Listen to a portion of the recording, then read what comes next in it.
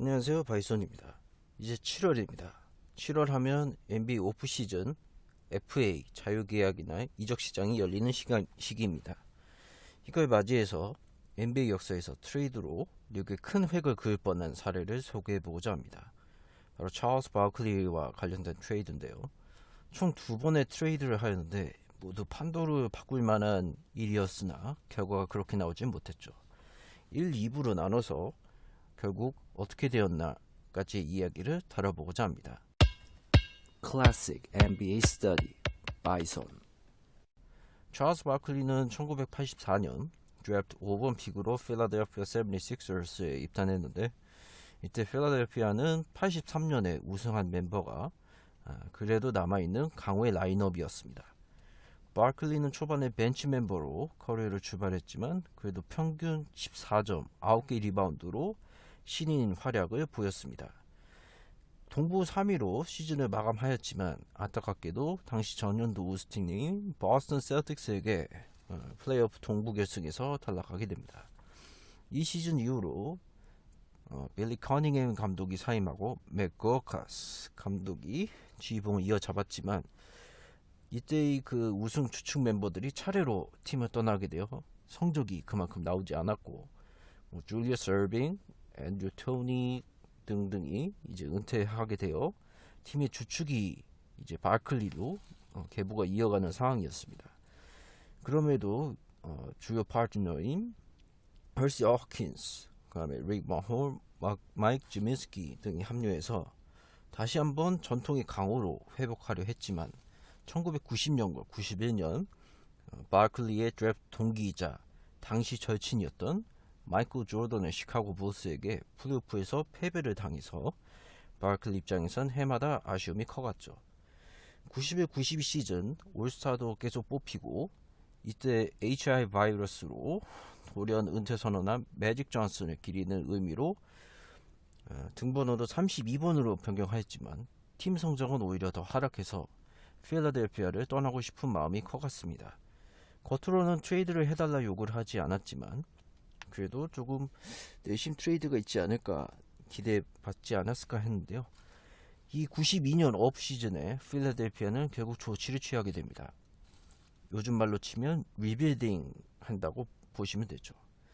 이때는 지금처럼 드래프트 픽을 적극적으로 모아야지 하는 마인드가 아니었고, 거래 조건으로도 잘 활용되지 않았습니다. 이때 바클리는 회고 인터뷰에서 언급했었는데, 원래는 피닉스가 아닌 로스앤젤레스 레이커스로 갈 거라는 연락을 받았습니다. 그래서 이때는 레이커스와의 시나리오가 다음과 같았는데, 바클리를 포함해서 필라델피아의 론 앤더슨, 이렇게 두 명이 레이커스의 제임스 워디, 그 다음에 빅맨 앨덤 캠볼, 이렇게 두 명 2대2 트레이드를 하는 시나리오였습니다. 그래서 레이커스가 아무래도 로스앤젤레스에 있다 보니까 대도시라서 기분 좋았다 했는데, 근데 이제 그 연락을 받고 몇 시간 뒤에 다시 필라델피아에게 연락이 왔는데, 레이커스 가는 건 무산되었다. 그러면 어떻게 됐느냐? 본인은 피닉스로 가게 될 거다라고 다시 연락을 받게 되죠. 그래서 결국은 피닉스로 가게 됩니다. 1대3 트레이드가 실행되는 거죠. 피닉스에서 준수한 스코어러였던 제프 호너셀, 그 다음에 운동 능력이 좋은 팀 페리, 수비형 센터 앤드류 랭을 이렇게 3명을 주는 대가로 찰스 바클리가 피닉스로 이적하게 됩니다. 이때 피닉스는 케빈 존슨, 톰 챔버스라는 듀오가 있었는데, 이 막강한 득점력을 자랑했던 공격력 팀이었죠. 챔버스가 당시 33살 노장이라 결국 바클리에게 주전 자리를 물려줍니다. 그 벤치 역할로 수행하게 되고요. 그래서 트레이드 라인업이 보신 바와 같이 이렇게 바뀌게 됩니다. 이때 92-93 시즌 피닉스가 공격과 수비 부분에서 개선이 되어서 당시 구단 역대 최다승을 세우게 됩니다. 62승 20패요. 바클리는 이때 처음으로 MVP를 받게 됩니다. 이 수상 후 인터뷰에서 신이 우리 피닉스가 우승하길 원한다 라는 말을 했는데, 실제로 우승을 위해서 플레이오프에 서부 1위로서 도전해 볼 만했죠. 다만 1라운드에서 LA 레이커스에게 탈락할 위기가 있었지만 이를 잘 이겨내고 그 다음에 최종 서부 결승에서 시애틀까지 이기는 저력을 보이면서 1976년 이후 구단 역사상 두 번째로 파이널에 올라갑니다. 결국 또 운명의 상대는 다시 만나는 법이죠. 상대가 동부에서 만났던 시카고 불스를 또 만나게 되는 거죠. 조던은 다시 3연속 우승을 달성하겠다는 강한 의지가 있었고 실제로 이 파이널 6경기 동안 평균 41점의 맹활약을 하게 됩니다. 당시 홈코트 어드밴티지가 있었던 피닉스로서는 6경기 만에 시리즈가 끝나서 결국 준우승으로 머무른 부분에 매우 아쉬워했습니다. 조던이 이 우승 이후 돌연 은퇴를 선언하고 바클리로서는 다시 한번 우승을 향해 심기일전을 하였는데요. 이게 등 쪽에 좀 고통이 있어서 플레이하기 좀 불편했을 텐데 그래도 이를 감수하고 뛰게 했는데 다시 한번 이제 서부 3위로 시즌을 마감하였고 이 서부만 잘 통과하면 우승하겠다는 생각을 가졌지만 이때 2라운드에서 또 다른 84년도 드래프트 동기인 하킴 올라주원이 이끌고 있는 휴스턴에게 7차전 끝에 패배해 다시 탈락하게 됩니다.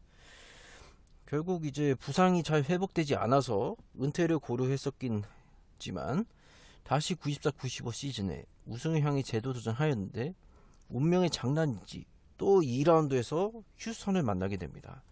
이 당시 휴스턴이 하위 시드로 출발해서 피닉스가 홈코트 어드밴티지를 가지고 있었고 이 3승 1패 시리즈 전적 리드를 하게 되는데 1승만 하면 더하면 끝낼 수 있는 상황이었지만 이 전년도 챔피언인 휴스턴이 정신 차리고 마지막 7차전 마리오 엘리의 코너 3점 슛으로 역전 승리를 하여 피닉스는 다시 한번 패배를 하게 됩니다.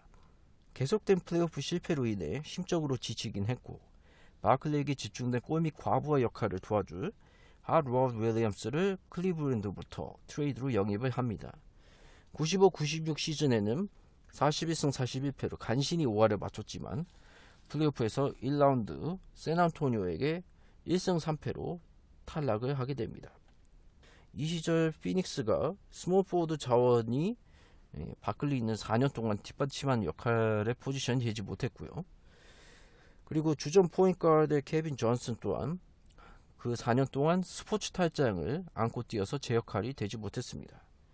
수비형 센터로만 역할이 한정된 선수들로 센터진을 꾸리다 보니 성적이 이제 갈수록 하락했고 결국 이제 피닉스는 코어 전력이 계속해서 부상을 안고 뛰다 보니 발전이 없을 거라 판단되어 핵심 스타인 찰스 바클리를 필두로 한 여러 트레이드 노선을 알아보게 됩니다.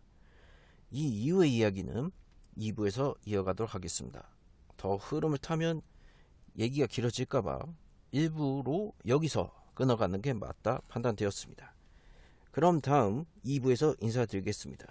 시청해주셔서 감사합니다. 고느바